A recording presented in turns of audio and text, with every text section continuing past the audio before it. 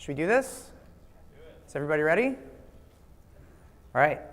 I'm going to start by thanking all of you for coming here to listen to me. It's awesome. It's great to have you. I also want to thank the organizers of the conference. DevUp, this is my second year here, and it's pretty awesome. I like it quite a bit. I hope that I get a chance to come back next year, too. Up there, you can see some of my information. On Twitter, I'm at @ppopowitz, P-E-P-O-P-O-W-I-T-Z. It is an awful name, but it is the one that I have. And then my email, steven.j.hicks@gmail.com. Those are the two best ways to get a hold of me. All of the slides that we're going to look through today are available at that URL, bit.ly/static-web-revolution. And then, of course, we need to talk about the sponsors, who I'm guessing at this point are tearing down their booths. But if you haven't gotten over there to thank them, you should shake their hand and say, thank you for helping make this conference happen. Because without them, it wouldn't happen. My name is Steve Hicks. I like it written as Steven. I say it as Steve. I don't know why. I'm a JavaScript engineer, I think. That's what I've been doing recently. And for quite a while, it's been web all over the place. But I start a new job on Monday, and I don't totally know what all the things are that I'm going to be doing. I know I will be doing JavaScript, but I think I'll be doing other stuff too. I want to start today with a brief history of the internet. And the best way to talk about history is to visit it. So here's where we're going to climb into a time-traveling DeLorean together. I didn't have the budget to actually drive one in here, like the keynote. I'm sorry to disappoint you. We're going to set our time circuits back about 20 years. Somewhere around 1998 sounds good. I don't have the budget to drive a car in here. I do have the budget to ask you all to make noises with me. So when this baby hits 88 miles per hour, we are going to need to make some time-traveling noises, some sparks shooting everywhere. And you're going to do it with me, and you don't have a choice, because it doesn't work if you don't make the sounds. I'm really sorry. All right, so we're at 85, 86, 87, 88 miles an hour.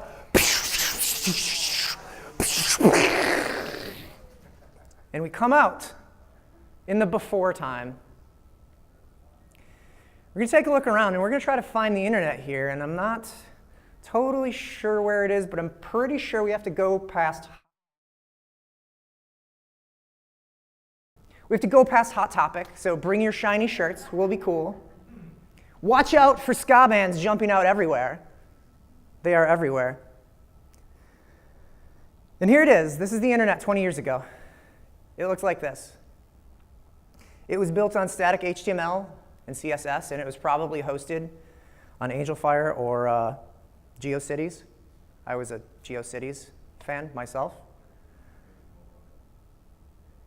But it was really hard to maintain all those static files. It was just piles and piles of files that we had to deal with. Things got messy really quickly. So since we are developers, we built dynamic backends to manage those for us. We started with scripting languages like PHP and classic ASP. And then we built fuller frameworks on top of that, like ASP.NET and Rails.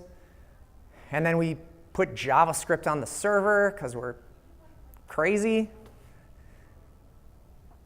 But these were all great, because they made developers' lives easier. It eliminated a lot of copy and paste, and we could manage all those files in a database, which was fantastic. But it still was our job to manage the content. So that's when we built CMSs, like WordPress and Drupal and Embraco and 800 other ones. And this was awesome, because now we could ask our friends in marketing to manage all the content for us. You can always tell a person in marketing because they wear t-shirts that say MKTG. I guarantee it. This was so cool because it freed us up to do the things that we want to do, which is really just turn our computer on airplane mode and play Dino Dash the whole time. Did you know that you can actually just go directly to Dino Dash in your browser without not having a connection? It's like Chrome://dino or something like that, and it will take you to the game when you're bored next time. All right, we're going to jump back in the time-traveling DeLorean. Again, you need to help me with the sound effects, or we're going to get stuck listening to Real Big Fish. So here we go, 85, 86, 87, 88.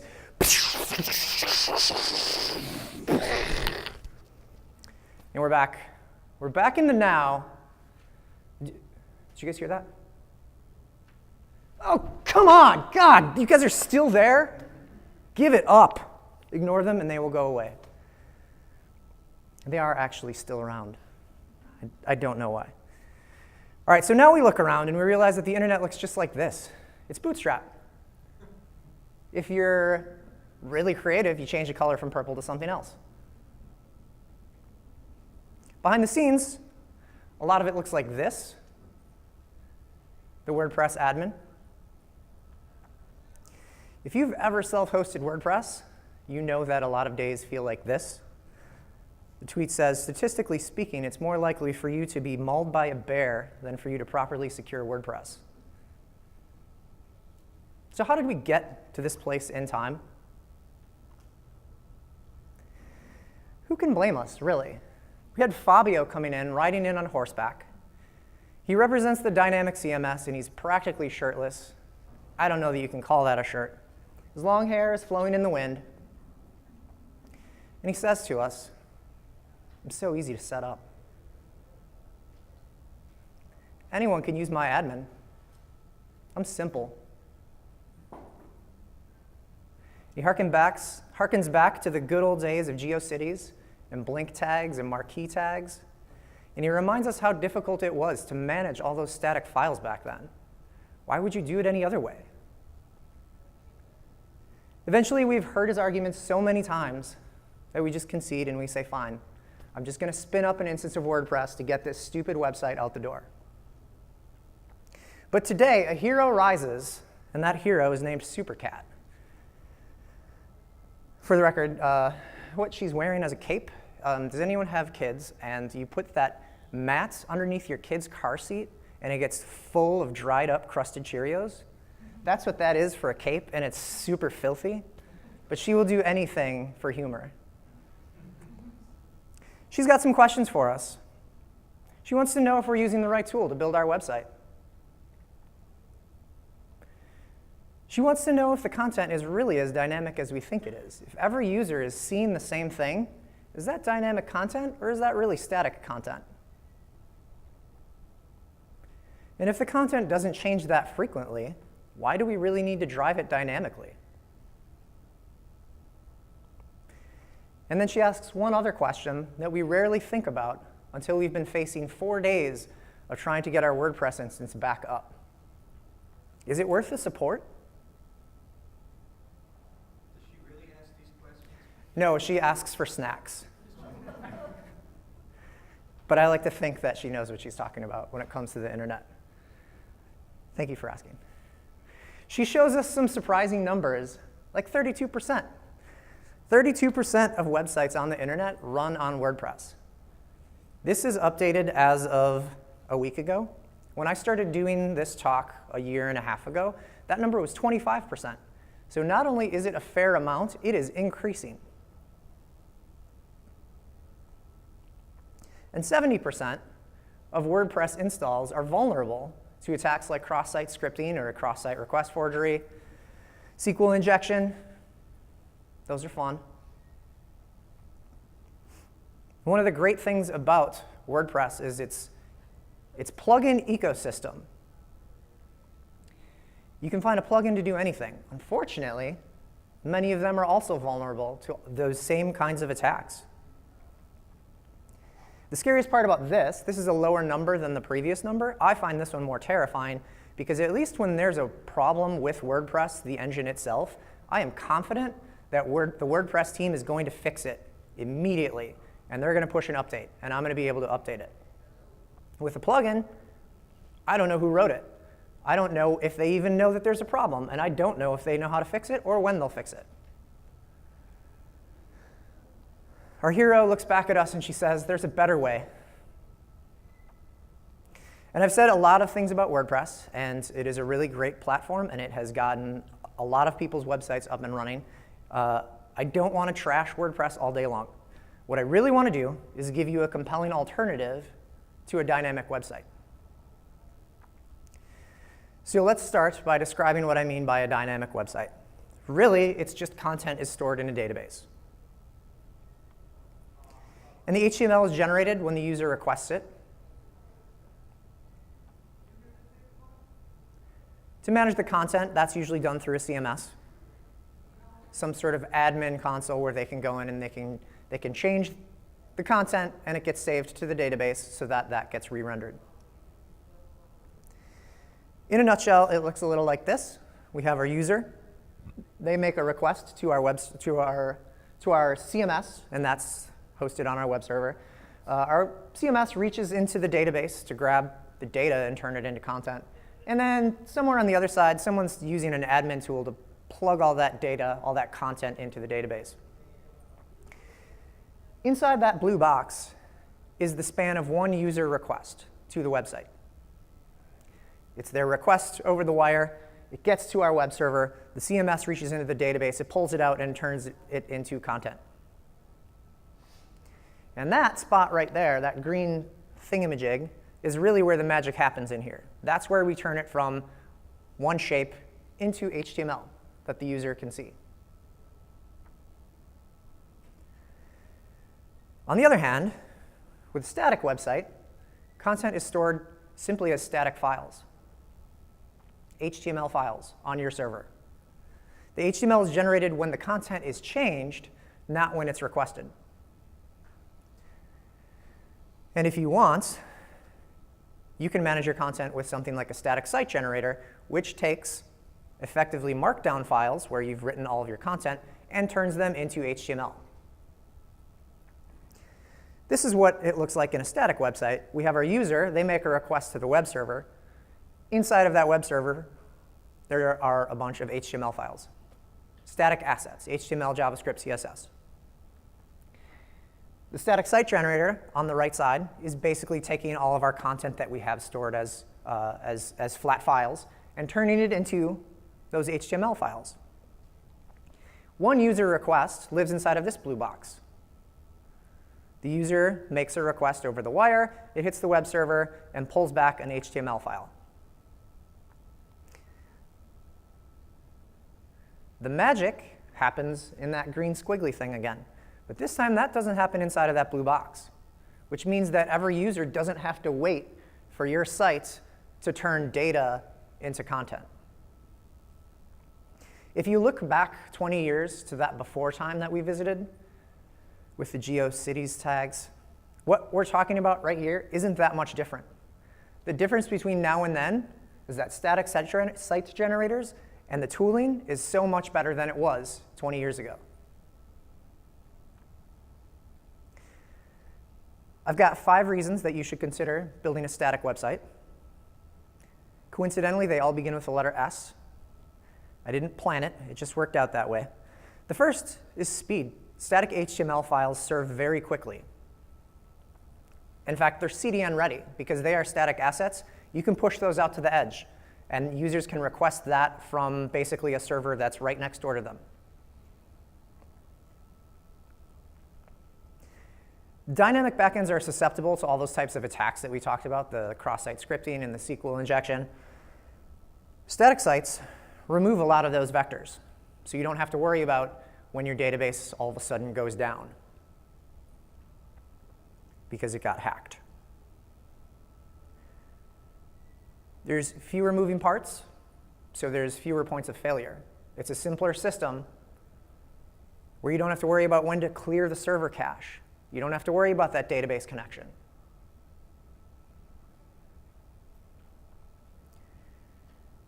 And as a result of the simplicity, your entire website is CDN ready, and so it scales like crazy.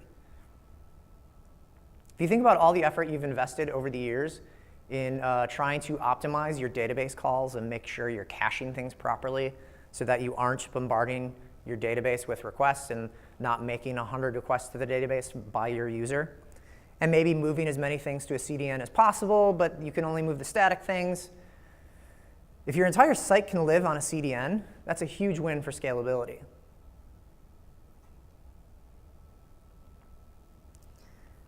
The fifth reason that you might want to go static is because if you want, and I really like this, you can store all of your content in source control. You have a Git repository that holds all of your content files that then get turned into static HTML. So if you want to know when somebody changed something, you just go look at the Git log. If you want to get started with a static site, the first thing you're going to do is go look at, so this is what I consider to be a static site generator. I don't think that there's an official definition, but it's a command line tool that takes simple flat files as input and converts them to a complete website of static HTML files. So right off the bat, know that you're going to be using the command line. That's how you go and generate all of your content or all of your HTML from your content files. You're going to want to customize things with your static generator. And the good news is all of the CSS and CSS preprocessors and post-processors that you would expect to use, you can use with pretty much any static site generator. You just have to hook it up to the pipeline process so that in addition to generating the HTML, you're also turning the CSS or the SCSS or the less files into plain old CSS. Some of them even do it for you, so you don't need to do anything. Theming in the world of static sites is not nearly as big as it is in the WordPress ecosystem. So if you're lucky, you're going to have a generator that supports themes.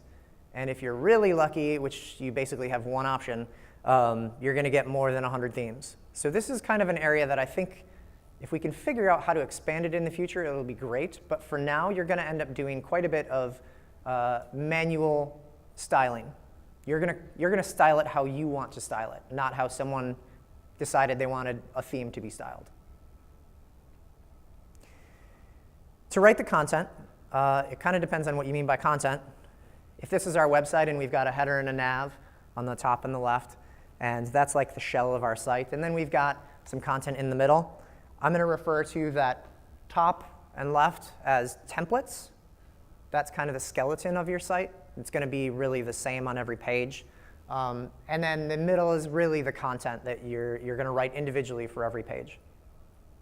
To write the templates, the ones in the blue, the stuff in the blue, you're basically going to use whatever your favorite templating language is. And you might not have one, and that's fine. But it doesn't really matter, because they all are pretty much the same.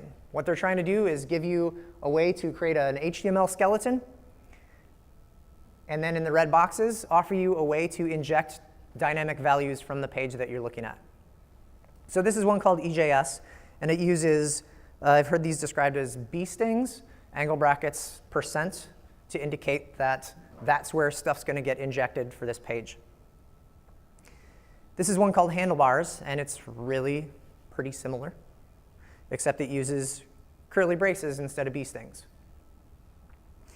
Probably the weirdest one that's out there is called Pug. It used to be called Jade. And this is one where it tries to eliminate some of the boilerplate code that you would write when you're scaffolding out your site. It removes all the angle brackets, and it relies on white space and indentation instead of the angle bracket and the close angle bracket. And again, the syntax is a little bit different when you want to inject content from the page. And then the actual content, the body of the page that you want to serve up. You can do that with a text editor in Markdown.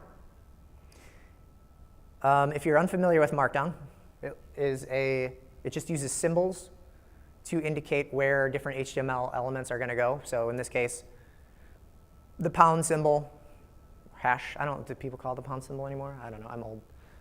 The hash is, there's 1, it indicates an H1 element, 3 indicates an H3 element. On the right, you see how it actually turns into HTML. That block of text turns into a paragraph, and then the asterisks turn into a bulleted list, an unordered list. If you don't like Markdown, I don't blame you. You can use whatever templating language that you're using for the skeleton also. But I will say, if you don't like Markdown, you should give it a try. And eventually, when you start to finally remember what all the symbols mean, it'll save you a lot of time for writing your content. You're going to want to add metadata to each page. Things like this is a draft, or this is the date published.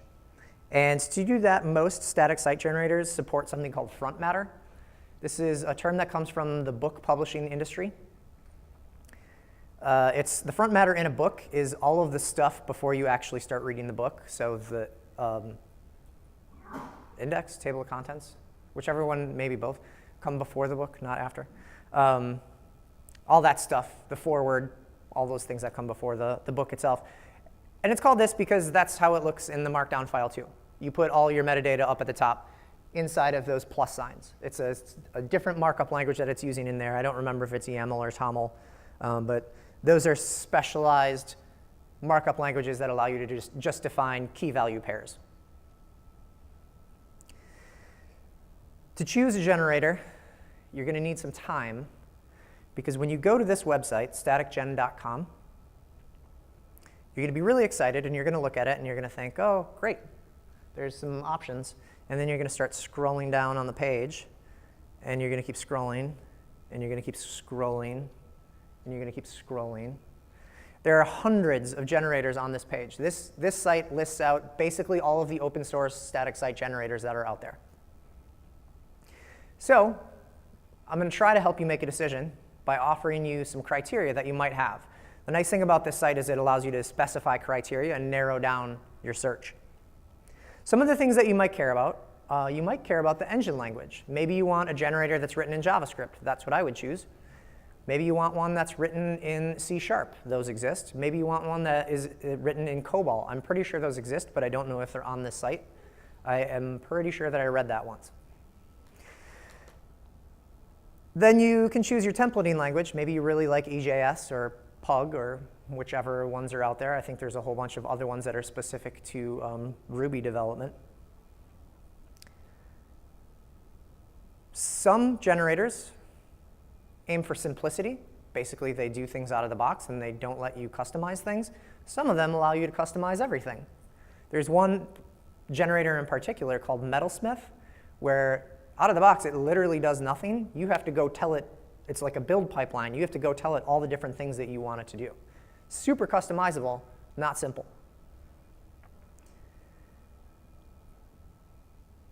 And then there are some that are very extensible because you can write plugins.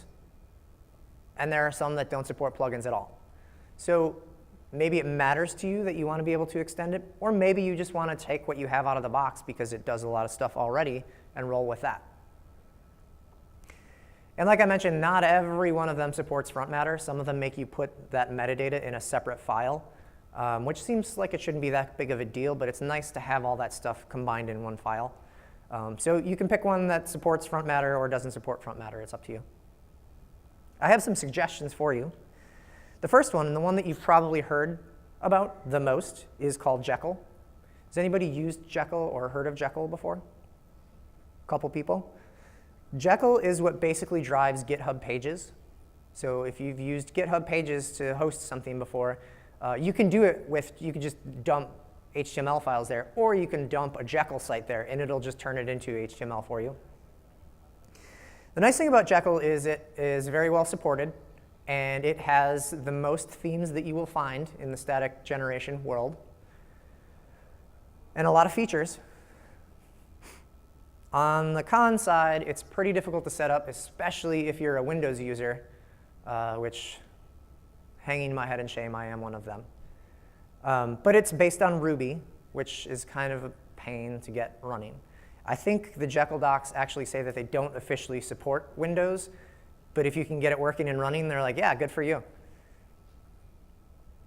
So Jekyll is kind of like my dad. This is a drawing of my dad. My kids call him Bumpa.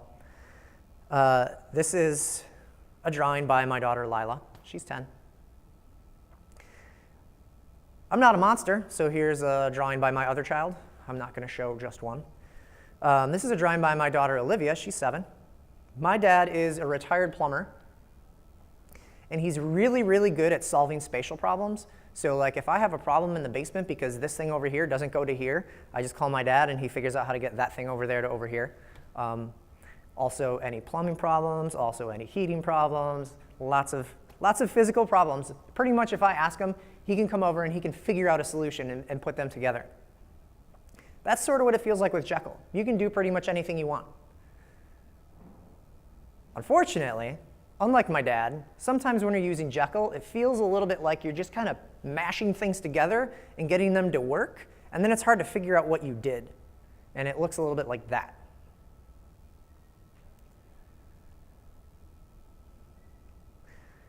The next suggestion I have is called Hugo. Hugo is written in the Go language, and it is very fast, extremely fast. You wouldn't think that you would care about speed with a static generator because it's all just turning into static content anyways. But if you have a really, really large site with hundreds and hundreds or thousands of pages of content, Hugo is the one that you're going to want to go with because it's the only one that's going to be able to turn it into Markdown at any sort of reasonable speed. Hugo has pretty good support, and it does have themes, not as many as Jekyll. So we're talking in the like 100-ish range. Maybe there's more by now. It is not extensible at all. So what you get with Hugo is what you get. Hugo is kind of like my former coworker, Brandon. Brandon is one of those guys who gets stuff done really, really fast and really, really well. And he sort of makes you feel bad about yourself in comparison, because you're like, Brandon got that done in a day. That took me a week. So if you've got a lot of content that you need to turn into HTML quickly, Brandon or Hugo is your person to go with. My favorite generator that's out there is called Eleventy. And Eleventy is a JavaScript-based generator. It's pretty new. What I love about Eleventy is it is simple. It pretty much does what I expect it to do. If I give it the content, it turns it into the HTML for me. It doesn't have a lot of bells and whistles. It does what it does. And I think of Eleventy kind of like a banana slicer. It doesn't do very much. People aren't going to talk a whole lot about it. But if you need to slice a banana, that's the tool that you use. If you need a static site that's pretty simple, Eleventy is the one that I'm going to go with. Actually, this might be the one that you've heard of. Who's heard of Gatsby? It's at least equal with Jekyll. So Gatsby is based on React. You write all of your templates with React. It automatically spins up a progressive web app for you out of the box. It's got a ton of momentum. They just became their own company, which is different than all of these other generators. You might not like that it is React. And you might not need all the cool things that it does for you. I think of Gatsby. There it is. I think of Gatsby like I think of my friend Ryan, also a former coworker. Ryan has all the coolest, latest gadgets. Talking about watches like we were saying earlier, he has basically 10 extremely expensive fancy watches. He gets handmade knives shipped to him at the office. He's on top of technology, and he just has all these cool gadgets. And that's how I feel about Gatsby. It does a lot of really cool things. But sometimes I have a bowl of cereal, and I have a banana, and I want to get from there to here. And in that situation, I really reach for my banana slicer every time. So that seems kind of like a joke, but it really is. It's important. I feel like it's important to reach for the right tool for the right job. For hosting, you can literally host a static site anywhere because it is static HTML. Specific examples, if you have an existing web server sitting around not doing anything, you can just dump some HTML on there and serve it up. You can host a static site through Amazon S3. There are good instructions on how to do that. You can host a static site through Dropbox, GitHub Pages. And then there's this new breed of hosting companies that are focused on hosting static websites. Surge is one that's pretty popular. Aerobatic is another. There's one in particular, though, that blows them all out of the water, in my opinion, and that is Netlify. This is where I will host literally every static site that I do until they start charging me more money. Netlify has a really good free tier where it does a ton of good stuff for you. You can run builds for most of your static generators, and it has its CI/CD pipeline. So like you just push your repository with your Markdown files changed, and it'll go fire off. It'll run 11D for me and build the HTML and then dump it onto a web server for me. Free custom domains, free SSL, baked in CDN. Like when you deploy to Netlify, you are on a CDN. They offer serverless functions out of the box for free. You can use up to 100,000 executions of serverless functions for free. And then you can pay more if you need more functions to execute.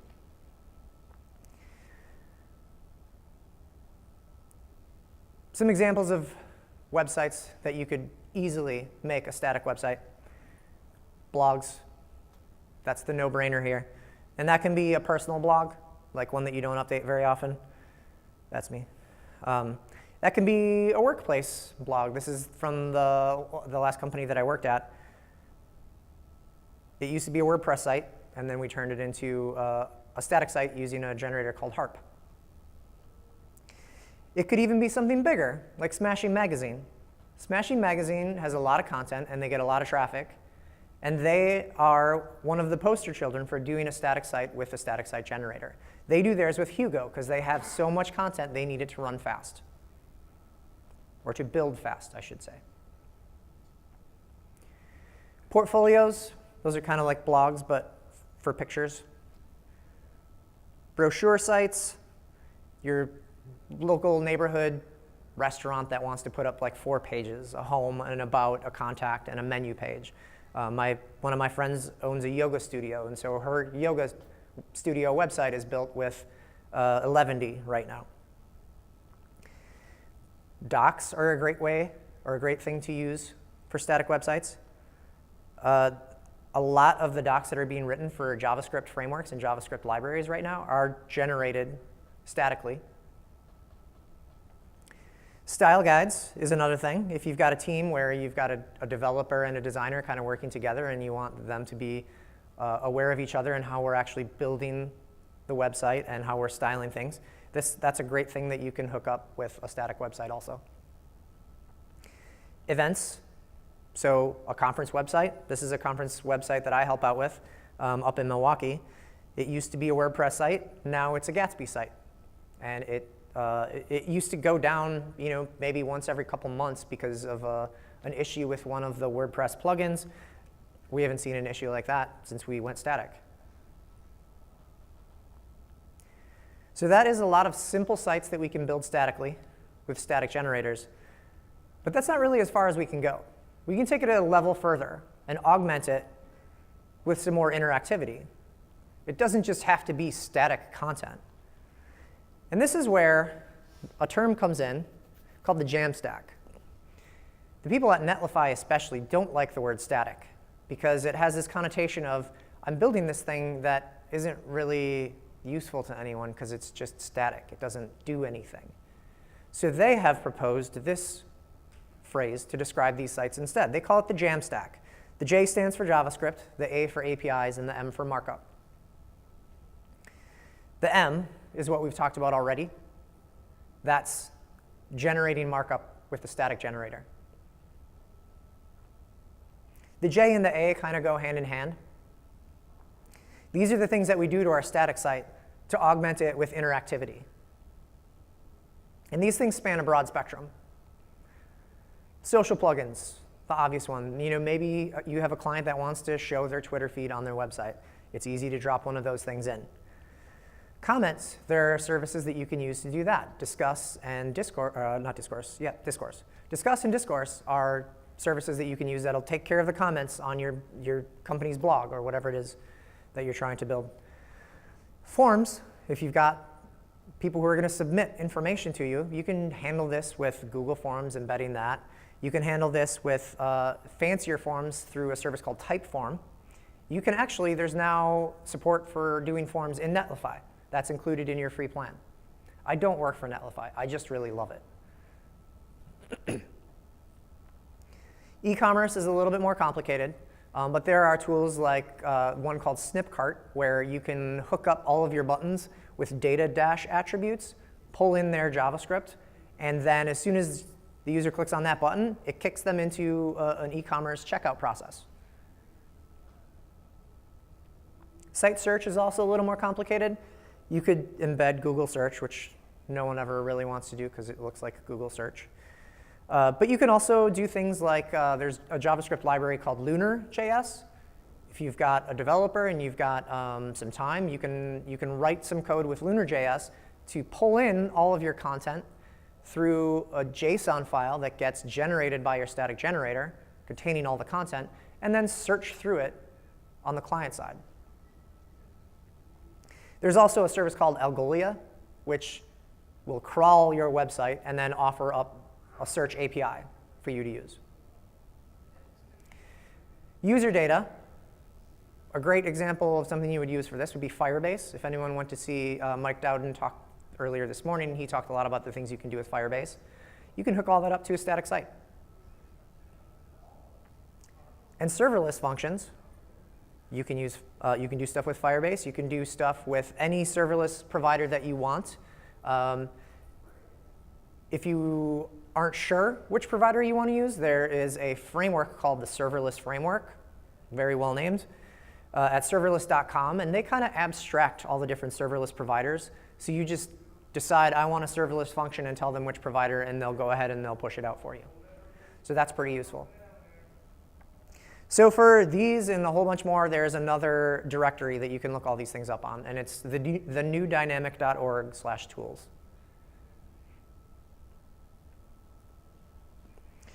So with our Jamstack, we've improved the lives of developers because our site is much more secure. It's less work to maintain. We've improved the lives of our users because it's super fast, because it's static. But we still can't play Dino Dash because we forgot about one person. The content authors. This is my wife, Stephanie. She is an English teacher, she would hate me for saying that, and a yoga instructor.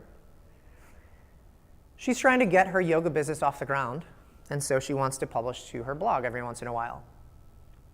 She's focused on a lot of things. I'm very thankful for all the things she's focused on. She is definitely not going to go edit content in VS Code. She's just not going to. I'm not going to teach her Markdown. I'm not going to have her open that thing up and learn how to code. That's just not what she wants to do. So we need something more visual. And so we're going to talk about authoring tools that you can use.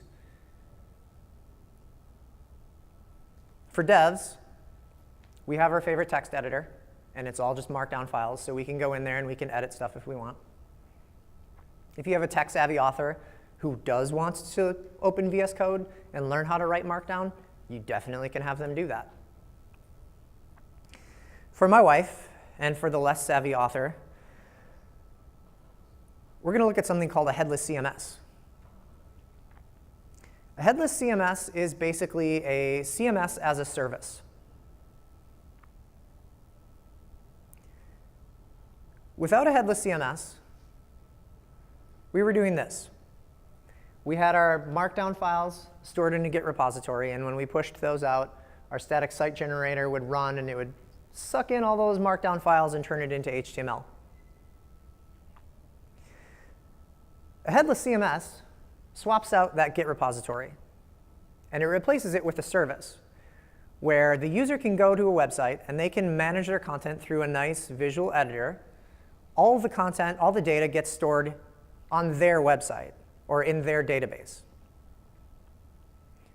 And then the static site generator pulls it all down through an API. We're kind of taking a step back from removing all those attack vectors. We're adding more places that things can fail by doing this.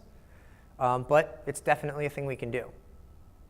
Probably I would say the most widely known headless CMS right now is called Contentful.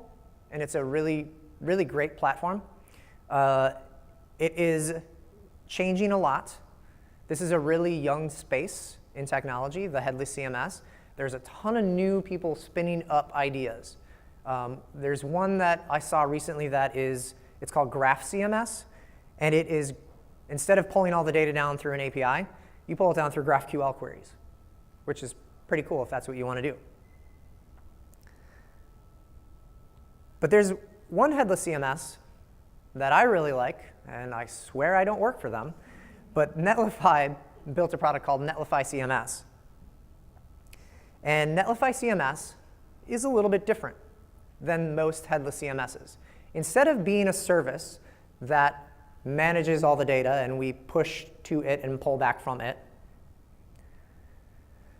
Netlify CMS just kind of gets embedded into your Git repository. And so it, through OAuth, gets access to pull latest on your repository and commit to your repository and push to your repository. When you want to go manage content, you log into the Netlify CMS and you change stuff and you hit publish, and it'll actually just it'll save your file, commit it, and push it, and then your static site generator will pick up those changes and build your site.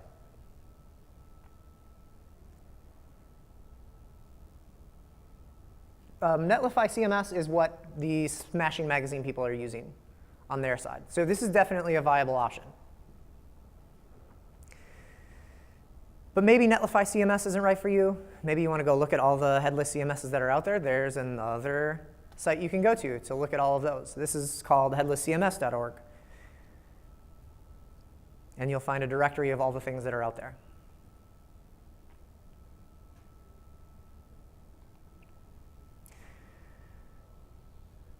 So I titled this talk The Static Web Revolution. And maybe revolution is a little big of a word, but I don't think so, because I think of a revolution as an inflection point, like a metamorphosis, where we go from one way of doing things into another way of doing things. We turn from one thing into another. And the old way of doing content management was like a giant container ship. You steered this really heavy CMS that did all of these things for you. And when you had to navigate it, it was kind of hard to turn the ship a little bit. The new way looks more like this. It's lots of little tiny boats that do specialized things. And you just have to figure out how to pick out those little tiny boats and put them together. You have a tiny boat for authentication, and a tiny boat for content management, and a tiny boat for serving up your site. And this is the future that I'm really excited about, that looks kind of like the past. It's the ability to generate a static website with a static generator, augment that with interactivity using APIs and JavaScript and serverless functions, and then use a headless CMS to manage all of that content. Thanks for your time. I appreciate everybody coming. We're pretty close to wrapping up DevUp. I know there's a closing keynote. I hope you enjoy it and have a safe trip home. Thanks.